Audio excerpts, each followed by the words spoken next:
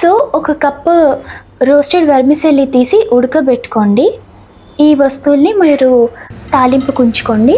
ఇప్పుడు కొంచెం ఒక 2 to 3 టీ స్పూన్స్ నూనె వేసి, కొంచెం వేరుశనగలు వేసి, తర్వాత శనగపప్పు కూడా వేసి అలా కొంచెం బాగా వేయించండి. మనం ఎప్పుడు పులిహోరకి వేసే తాలింపే ఇక్కడ మనం సేమియా వాడుతున్నాం. అదే కొంచెం క్యాష్యూస్ వేస్తున్నాం, మంచి క్రంచ్ని ఇస్తుంది ఇది మన సేమియా పులిహోరకి. అలాగే ఆవాలు, అలాగే కొంచెం మినపప్పు కూడా వేసుకొని బాగా ఫ్రై చేసుకోండి. కొంచెం కరివేపాకు, కొంచెం పచ్చిమిరపకాయలు కూడా వేసుకోండి, ఎండుమిరపకాయలు కూడా వేయండి.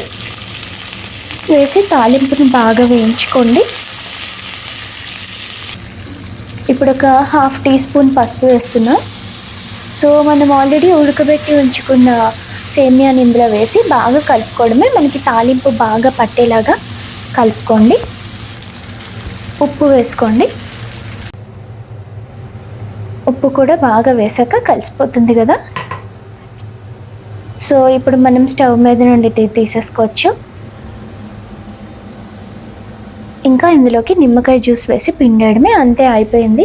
చాలా సులువుగా అయిపోతుందండి ఇది. హ్యాపీగా పెద్దలకి పిల్లలకి ఇద్దరికీ నచ్చుతుంది. మీరు టిఫిన్లా చేయొచ్చు, ప్రసాదంలా చేయొచ్చు, కమ్మగా ఉంటుంది. తప్పకుండా ట్రై చేయండి. నాకు ఉప్పు సరిపోక కొంచెం ఉప్పు వేసుకున్నాను. ఇదిగోండి, వేడివేడి సేమియా పులిహోర రెడీ అయిపోయింది.